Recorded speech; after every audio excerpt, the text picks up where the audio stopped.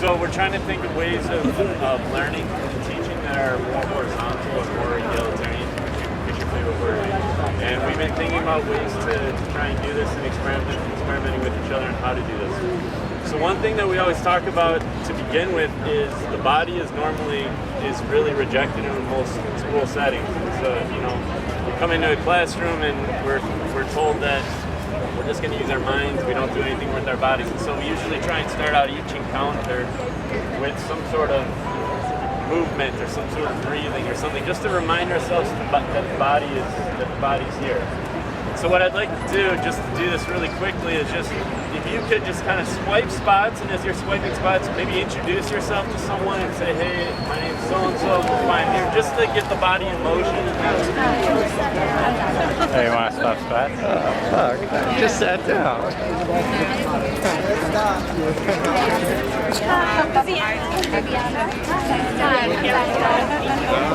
No, I didn't want the camera, but he wanted to sit down.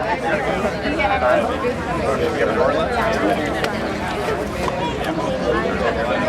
was worried about I do. How was your court case?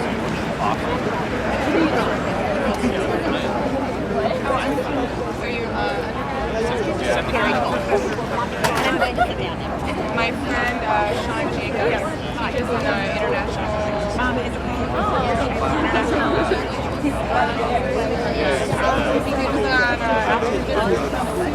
AI for sure.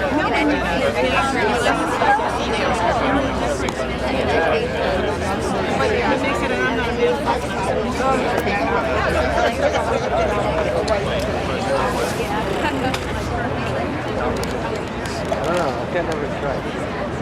I'm not Right. So, again, that was just we talked about how, you know, we want to be cognizant of the fact, it's kind of an ironic statement, that our bodies are in the classrooms, that our bodies are in schools, and not just our minds. And so, just a reminder. So then, at these encounters, we also try and work with what we're calling a text. And a text doesn't have to be the written word.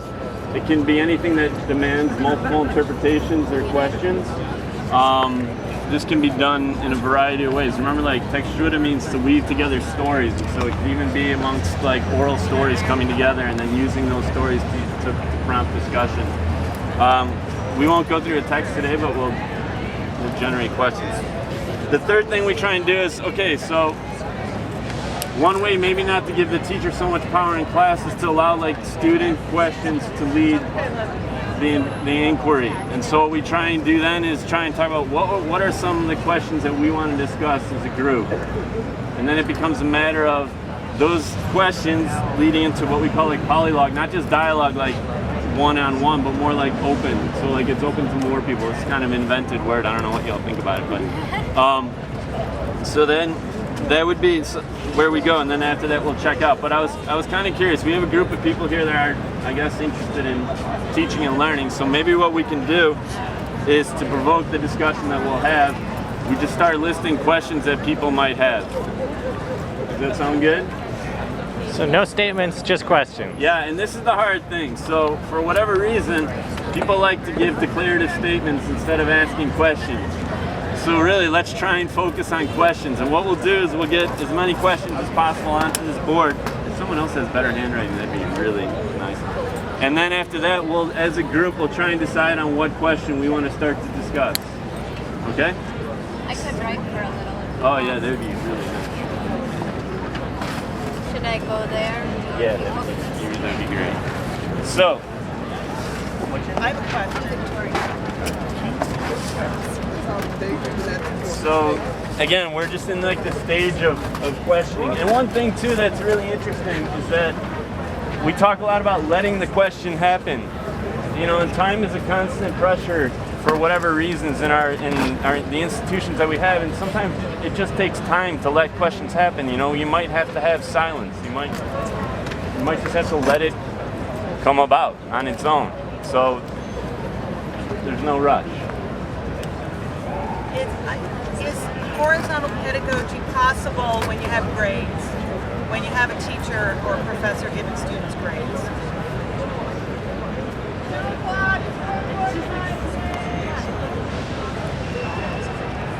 What is the role of the teacher in horizontal pedagogy?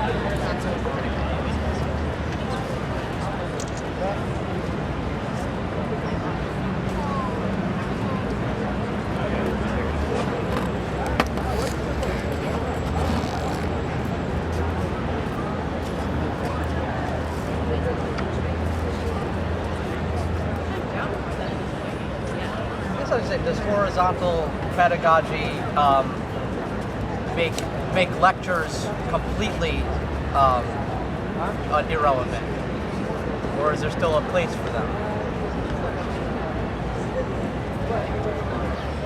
How can teachers incorporate this into more standard classrooms with certain learning requirements?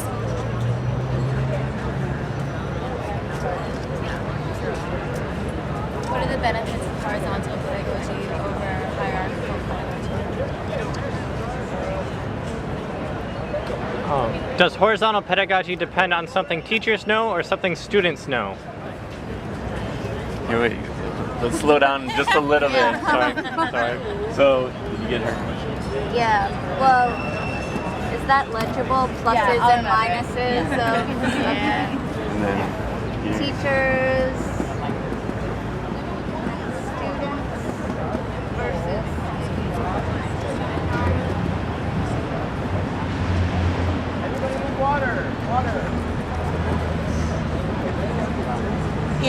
In a classroom,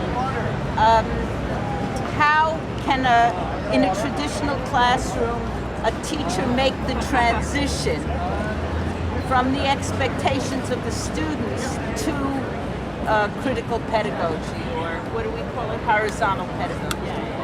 What transitional steps can be taken?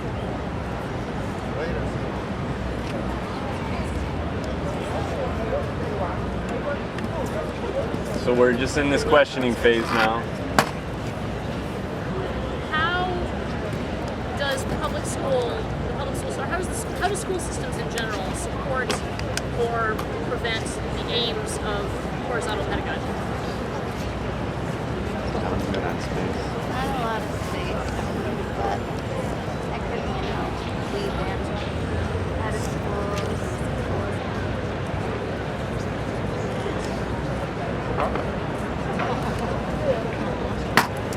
How does one contend with the diversity of cultural backgrounds and narratives that people occupy the space?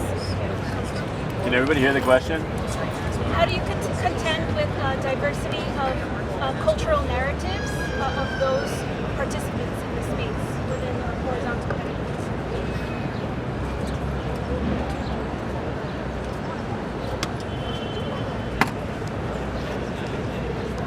How can horizontal pedagogy scale?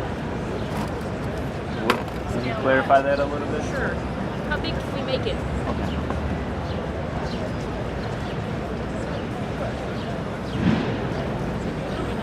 How are we doing on space? There's not a lot of space. Okay, so we'll let the space decide when we'll stop with the questions. I think we have like one more little Okay. teeny little square there.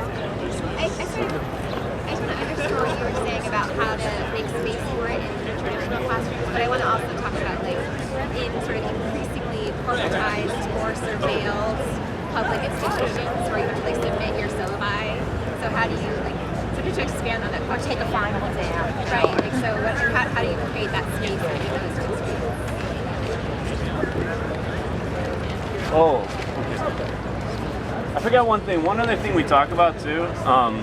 We try and leave symbolic, like we try and leave an open space in every encounter, just because we leave like a vacant chair, meaning that at any time anyone that wanders about can maybe fill it. It's a gesture of hospitality. So I don't know if we can maintain that symbolism.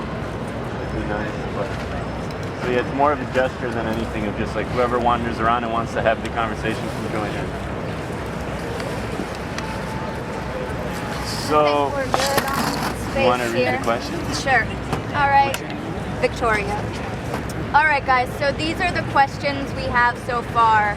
How do schools support or not horizontal pedagogy? Schools or school systems. How do you contend with cultural narratives in the context of horizontal pedagogy. Is horizontal pedagogy possible with grades? How big can we make it? So issues of scale. What's the role of the teacher in horizontal pedagogy? How does, I'm going HP now, how does HP make make lectures irrelevant, or is there a place for lecture? How can teachers incorporate HP into standard classrooms and then as an extension into corporate and surveilled public institutions? What are the pluses and minuses of horizontal pedagogy? How does HP draw on the knowledge of teachers versus students? And how can, kind of related to this earlier question, how can teachers transition from like a traditional classroom to using HP, and particularly with the expectations of students in a traditional classroom, right? Okay. Okay, so we have all these questions out there, and now what we want to do is someone's just going to pick one to start discussing, and then we'll let the conversation flow, and then if one question, the rhythm dies out, then the energy dies out, then we'll pick up another one. So it's open to anyone to choose any one of these questions that you want to comment on. I guess I'll start with one is in terms of the pluses and minuses of horizontal pedagogy. I mean, I guess to sort of build on that question, I wonder about I guess if we think about horizontal pedagogy in the context of alternative education, who benefits and who doesn't? You know, how do issues of class and race get how are they affected by alternative education practices? Sorry, I know that question was really close, but may I raise? I just feel like this one is okay. Thank you. I just wanted to ask one last question that I feel like is inevitably related to all of these questions, which is horizontal pedagogy possible outside of the theoretical realm? Like in practice, is this even a possibility? We're going to be asking all these questions. I feel like we need to first ask that question. Or maybe also how are we defining? And how are we defining horizontal pedagogy? Yeah, I second There are some beginning questions maybe need to be asked. Someone want to make any comments? I taught public high school for 27 years with the model that came from Prairie, which was critical pedagogy. I'm not sure exactly how the two relate. I think the issue of the grades is a critical issue because it keeps the power of the teacher over the future of the learner in place. And in my critical investigation of evaluation, I developed a way of enabling students to evaluate their own work and develop their own grades. And that worked in a traditional classroom because it was a process of transitioning the students from saying what they thought I wanted them to say in order to please me to get a good grade, to taking responsibility for their own learning and setting goals that they then could benchmark whether they accomplished, and doing final self-evaluations, which took me out of it because if there was a difference in my perception and the students, we called on a small group from the class to mediate. And I must say that I very rarely left the student confused or unhappy with their grades. Occasionally, yes, of course. But I think there must be a model of transitioning because the behaviors are so set in, even in very small children. So ways of teaching these and gradually withdrawing the power of the teacher and empowering the learner. Thank you. I think that I loved your question about is it possible? Because I think the great thing is about whether or not it's possible to actually have horizontal pedagogy. And I mean, there are some who would say, and maybe me as well, that in a capitalist society, you're going to replicate power dynamics any place you go. And since they're sort of, preset in a institution like schooling, I don't know if you can actually move beyond it completely. Are we defining horizontal pedagogy as kind of eradicating the relationship of I have knowledge and I'm giving you knowledge? Like, is that what that is? Is it a conversation where two people are equal, or like can we visit the whole definition part of the conversation again? So let me clarify a couple things. One of the things we've talked about with what is horizontal pedagogy is, this will sound familiar to some people, we assume what we are calling like inequality of intelligence. And what we're saying, what that means is that we're making the as if assumption that anyone can think at any level. They don't need to be explained to. So one of the things that we're trying to challenge is the notion of the explicator. And this is obviously controversial because a lot of people say, well, sometimes you need explication. That's open What do you mean? So like if I come to you and I'm going to explain to you your position in society.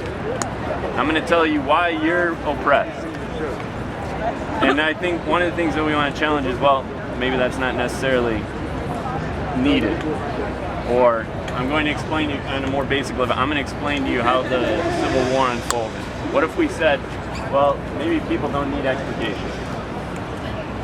So there's a bunch of questions. How do you negotiate and say, I teach English, but say in a calculus class, how do you negotiate teaching students how to integrate a formula?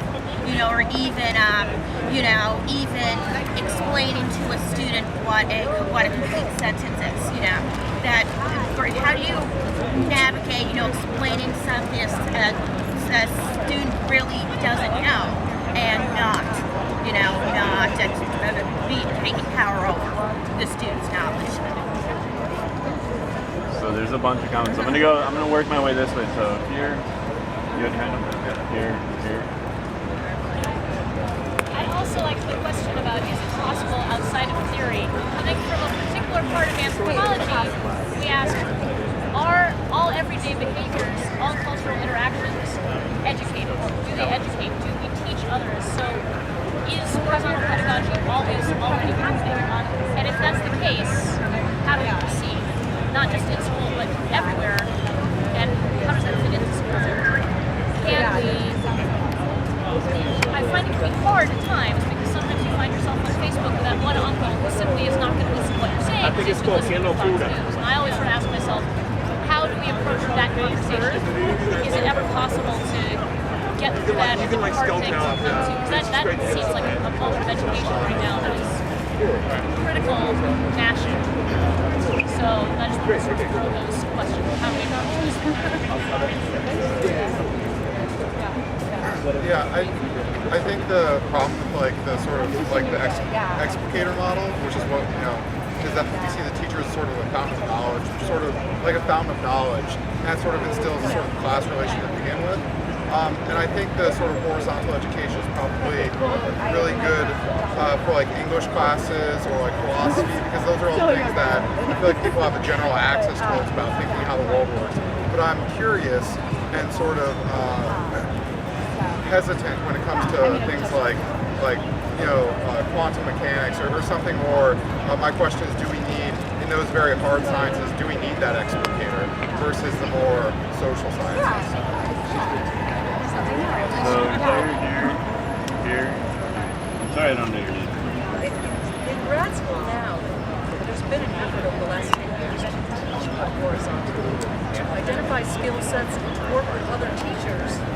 In your case, you know, working with scientists to use math and literature to put together an agri-science project. I mean, it's basic as working with your colleagues, bringing your ideas to the table, bringing theirs, and then particularly, but to answer your question, your colleagues are your best resource. I'm sure you do. I mean, really, you kind of have to. You are from Horizontal Pedagogy. Here. So I think it's not a catch-all way to. Sure, it's not a catch-all way to distinguish horizontal pedagogy from hierarchical pedagogy or explanatory pedagogy. But the idea with horizontal pedagogy is that the teacher, whoever is there, presents rather than explicates. So presents the students with something that both can share in some way. So the model for this, I'm assuming, I don't know what other model, there's a historical example of this stuff where a teacher named Jacques in France handed his Flemish students, he was French, he didn't know Flemish, they didn't know French, so he's speaking to them through a translator, handed them a book that had French on one side and Flemish on the other, and told them to translate, read the whole thing. And by the end, I know this sounds ridiculous, but they had learned French, right? So he had, without even speaking to them, he handed them this book that they both had they all had in their hands, and then they were able to, at the end of this, know something about French and write about it. He didn't learn Flemish, so this is this is the idea of the ignorant schoolmaster. This is somebody who didn't know anything about the language, but then taught students something about his language. I think that's what it was. But so maybe that's the difference, is that you've got a book. So with math, the students have the book in their hands, but generally speaking, students don't go through the explanatory pages. They listen to what the teacher says, and then they figure out the problems. But that's how I did it. I know they tell you to look at the book. Well, you want to be a guide. Right. The questions or the comments are over here, here, there, here. I guess I just wanted, I love that example. That's the Rossier book, right? Ignorant Schoolmaster. And I think that's like kind of flipping the script on who has the knowledge and who doesn't have the knowledge. I guess two things I want to say. One, really quickly, that I just want to question and challenge the sort of implications of saying like the social sciences and English are things that we all have access to, that are sort of these naturalized, like anyone can learn through conversation, but then the hard sciences and math are things that actually need to be explicated. These are like very gendered ideas in education, and I really want to like question those. And then also, I want to suggest that like maybe horizontal pedagogy isn't so much about holders of knowledge, or it's more about a process and approach, because there are there are times when the students have access to knowledge, and that there are times when explicating isn't maybe the word I'd use, but when there are people with expertise and experience sharing, and whether those are the teacher or the student. Well, I teach some. Can I put you on the stack? Is that cool? Over here? Yeah, there. So, Victoria, right? You actually said a lot of what I wanted to say about the disciplinary question. This has come up in the Horizontal Pedagogy Workshop. We've been going since the fall. Every Thursday we meet. And it always comes up, like, what about math? What are we going to do? And so a few times we're like, well, let's see what happens. So we tried to do a math problem horizontally. And, we had a pattern put up on the board, and we questioned it for a while. So we all sort of came at it like, what's going on here? What do we think is going on? What do we want to learn from it? And it was sort of a radical kind of experience, at least for me. so now I feel like I'm just playing the role of explicator, but I would challenge people that if they're concerned about this disciplinary question, I mean, I think maybe why we think that way is because we've been taught more horizontally, not in the maths. We haven't experienced it before in maths. We think it's impossible, but I mean, let's just keep trying to challenge it.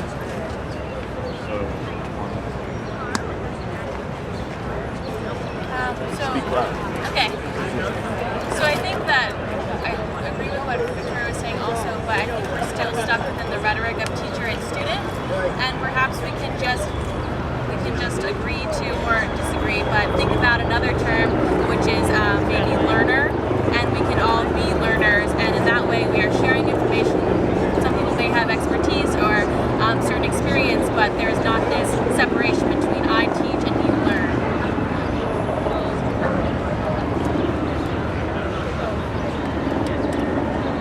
So opposed to this explicator versus horizontal approach, I heard a quote recently, of course I forget who said it, but it was this idea of a teacher that could first be kind of a node of connection, right? So you might know a little bit better where to get the information.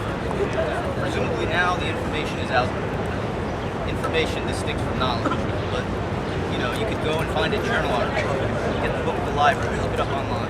The information is available. What the teacher could do is maybe point to maybe the different structures that one school of thought versus another, kind of facilitate in that sense.